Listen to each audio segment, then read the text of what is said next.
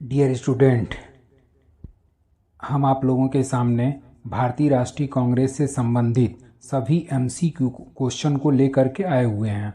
और ये सभी एमसीक्यू क्वेश्चन जो है आपके भिन्न भिन्न परीक्षाओं में पूछे जाते हैं। और ये कम से कम 25-30 क्वेश्चन होगा।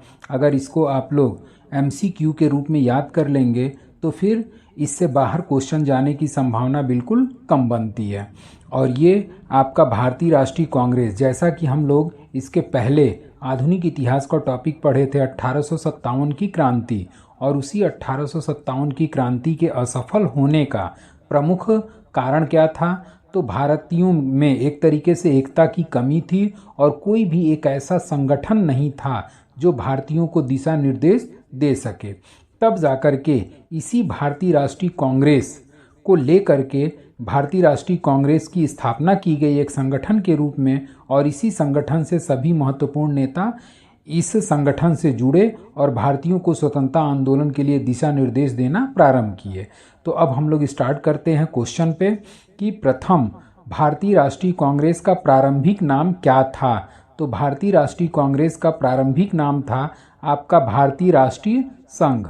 और इसी भारतीय राष्ट्रीय संघ की स्थापना के बारे में सर्वप्रथम एक अखबार हुआ करता था जिसका नाम था मद्रास समाचार पत्र। और इसी मद्रास समाचार पत्र मद्रास समाचार पत्र का नाम क्या था? हिंदू। और इसी हिंदू नामक मद्रास समाचार पत्र में सबसे पहले इसके स्थापना के बारे में खबर छपी थी या घोषणा की गई थी।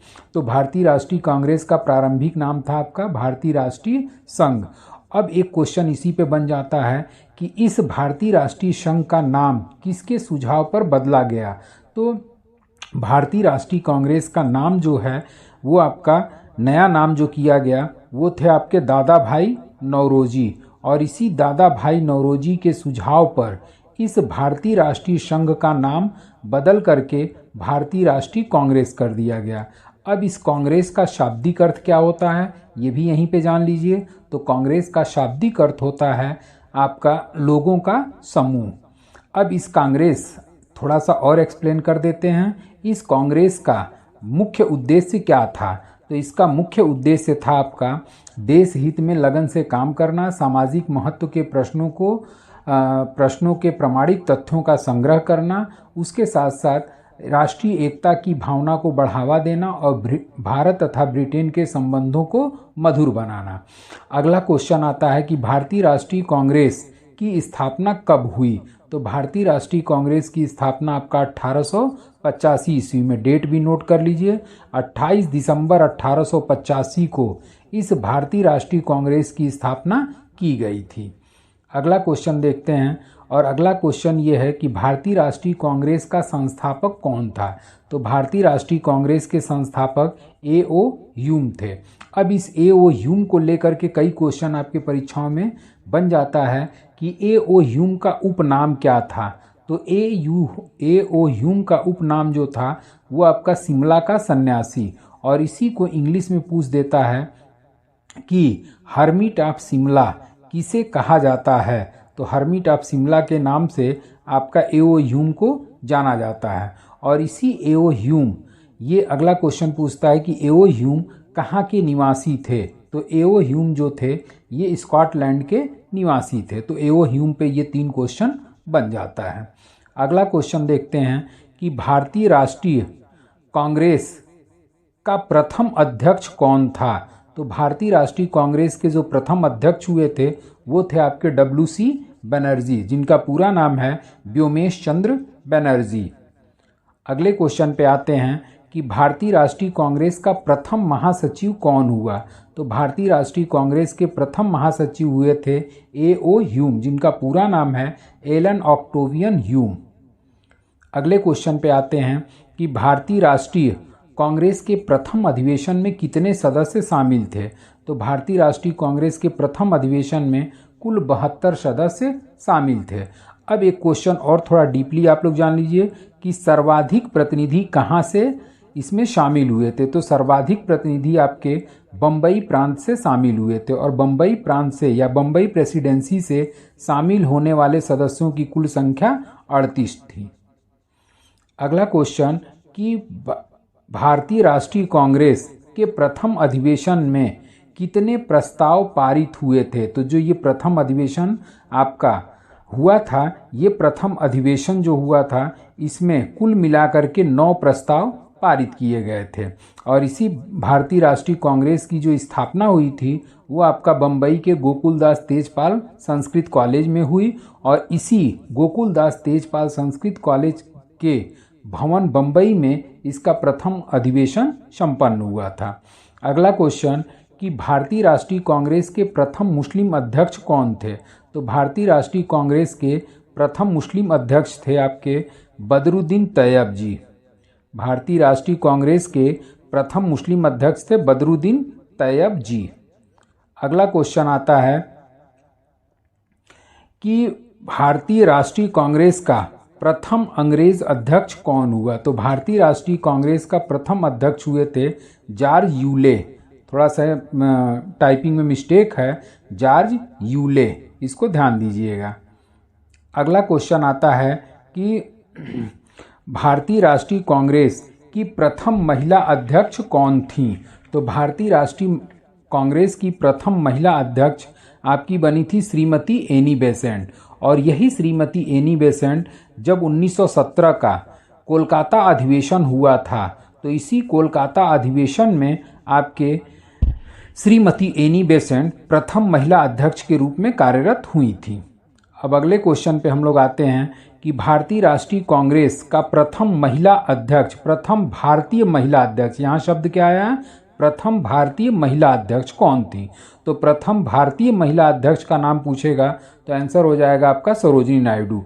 और ये सरोजिनी नायडू 1925 के कानपुर अधिवेशन में ये प्रथम भारतीय महिला अध्यक्ष के रूप में नियुक्त हुई थी।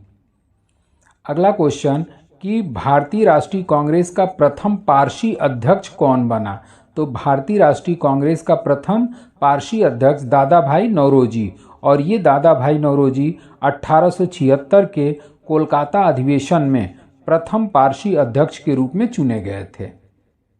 अगला क्वेश्चन कि भारतीय राष्ट्रीय कांग्रेस का प्रथम कार्यवाहक अध्यक्ष कौन था। तो भारतीय राष्ट्रीय कांग्रेस के जो प्रथम कार्यवाहक अध्यक्ष बने थे वो थे आपके हकीम अजमल खां।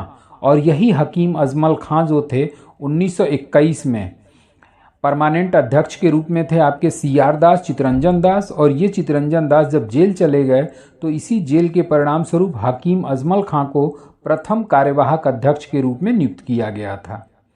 अगले क्वेश्चन पे आते हैं कि भारतीय राष्ट्रीय कांग्रेस का सर्वाधिक अधिवेशन कहाँ पर हुआ।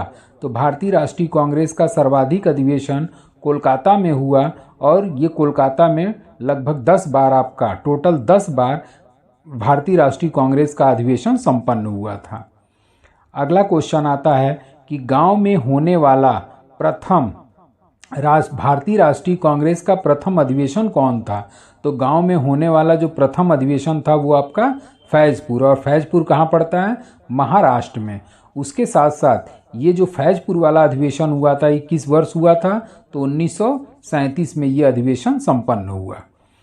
अगला क्वेश्चन आता है कि भारतीय राष्ट्रीय कांग्रेस का प्रथम विभाजन किस अधिवेशन में हुआ था। तो भारतीय राष्ट्रीय कांग्रेस का प्रथम विभाजन जो हुआ था वो आपका किस अधिवेशन में हुआ। तो प्रथम विभाजन आपका सूरत अधिवेशन में। इसमें ऑप्शन में थोड़ी सी गड़बड़ी है, इसमें एक काट करके आप इसको क्या बना लीजिए, सूरत अधिवेशन। और इसी सूरत अधिवेशन 1907 में आपका प्रथम विभाजन हुआ था। और जब प्रथम विभाजन हुआ तो इसमें भारतीय राष्ट्रीय कांग्रेस जो थी वो नरम दल और गरम दल के रूप में विभाजित हो गई। और इसके बारे में हम आप लोगों को फुल वीडियो प्रोवाइड कराएंगे जब हम बंगाल विभाजन पढ़ाएंगे तब। अगला क्वेश्चन आता है कि भारतीय राष्ट्रीय कांग्रेस का पहला विभाजन किस अधिवेशन में हुआ था। तो भारतीय राष्ट्रीय कांग्रेस का, जैसा कि पीछे क्वेश्चन में हमने बताया कि पहला विभाजन जो हुआ था वो सूरत अधिवेशन में हुआ था। और सूरत अधिवेशन कब हुआ था, तो 1907 में। और इसी अधिवेशन में भारतीय राष्ट्रीय कांग्रेस नरम दल और गरम दल के रूप में विभाजित हो गई। अगला क्वेश्चन कि भारतीय राष्ट्रीय कांग्रेस का दूसरा विभाजन कहाँ हुआ। तो दूसरा विभाजन हुआ था आपका मुंबई अधिवेशन। और ये मुंबई अधिवेशन कब हुआ था? तो 1918 में। और इसी 1918 में कांग्रेस का दूसरा विभाजन हुआ और इस विभाजन में अध्यक्ष थे आपके सैयद हसन इमाम।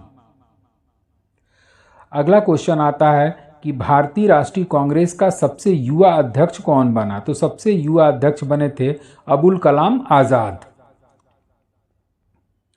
अगला क्वेश्चन आता है कि भारतीय राष्ट्रीय कांग्रेस का सर्वाधिक बार अध्यक्ष बनने वाले व्यक्ति कौन है? तो इसका आंसर हो जाएगा आपका दादा भाई नौरोजी। और ये कुल मिलाकर के 4 बार भारतीय राष्ट्रीय कांग्रेस के अध्यक्ष नियुक्त हुए थे। अगला क्वेश्चन आता है कि भारतीय राष्ट्रीय कांग्रेस के किस अधिवेशन में पहली बार स्वराज्य शब्द का प्रयोग किया गया? तो आपका आंसर हो जाएगा कलकत्ता अधिवेशन। और ये कलकत्ता अधिवेशन 1906 में जब संपन्न हुआ तो इसी 1906 में कलकत्ता अधिवेशन में पहली बार स्वराज्य शब्द का प्रयोग किया गया था। अगला क्वेश्चन आता है कि भारतीय राष्ट्रीय कांग्रेस के किस अधिवेशन में पहली बार महिलाओं ने भाग लिया था? तो आंसर हो जाएगा 1889। और 1889 ईस्वी में अध्यक्ष कौन था? तो विलियम बेडनबर्ग। विलियम बेडनबर्ग। और इसी विलियम बेडनबर्ग के द्वारा आपका महिलाओं को भी भारतीय राष्ट्रीय कांग्रेस के अधिवेशन में भाग लेने की अनुमति प्रदान की गई थी। और ये आपका 1889 में कहाँ पर हुआ था? तो ये 1889 के अधिवेशन में पहली बार महिलाओं ने भाग लिया था। अगला क्वेश्चन आता है कि भारतीय राष्ट्रीय कांग्रेस के किस अधिवेशन में पहली बार वंदे मातरम गाया गया? तो भारतीय राष्ट्रीय कांग्रेस के 1896 अधिवेशन में पहली बार वंदे मातरम गाया गया था। तो इस तरीके से ये आपका भारतीय राष्ट्रीय कांग्रेस पर बहुत सारे क्वेश्चन हमने आपको सॉल्व करा दिया। इसके साथ साथ जो आपने लास्ट क्वेश्चन देखा उसको नोट कर लीजिएगा। उसके बाद से कुछ उस पर भी क्वेश्चन बनते हैं, जैसे कि यहाँ पर आपका भारतीय राष्ट्रीय कांग्रेस में पहली बार वंदे मातरम कब गाया गया था? तो 1896 वाले में। एक क्वेश्चन पूछता है कि पहली बार राष्ट्रगान किस अधिवेशन में गाया गया था? तो राष्ट्रगान जो गाया गया था वो आपका 1911 के कलकत्ता अधिवेशन में। इसको भी आप लोग नोट कर लीजिएगा, क्वेश्चन टाइप नहीं हो पाया है। तो राष्ट्रगान 1911 में। और इसके अध्यक्ष कौन थे? तो विशन नारायण धर। विशन नारायण धर। और इसी विशन नारायण धर की अध्यक्षता में 27 दिसंबर 1911 को पहली बार राष्ट्रगान गाया गया था। एक क्वेश्चन और कि भारतीय राष्ट्रीय कांग्रेस की स्थापना के समय वायसराय कौन था? भारतीय राष्ट्रीय कांग्रेस की स्थापना के समय वायसराय कौन था? तो भारतीय राष्ट्रीय कांग्रेस की जब स्थापना हुई थी उस समय आपका लॉर्ड डफरिन जो था वो भारत का वायसराय था। इसको भी आप लोग नोट कर लीजिएगा। उसके साथ साथ एक क्वेश्चन और बनता है कि गांधी जी आईएनसी के अध्यक्ष कितनी बार नियुक्त हुए थे? तो गांधी के संबंध में भी नोट कर लीजिए। गांधी जी मात्र एक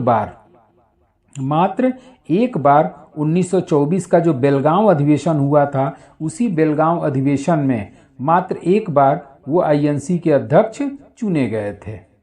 तो इस तरीके से आपका ये 25-30 क्वेश्चन का आईएनसी पर पूरा क्वेश्चन हमने एमसीक्यू के रूप में सॉल्व करा दिया। अगर आप लोग इसको तैयार कर लेते हैं तो मैं उम्मीद करता हूं कि इससे बाहर क्वेश्चन जाने की संभावना नहीं है। तो आज के लिए बस इतना ही।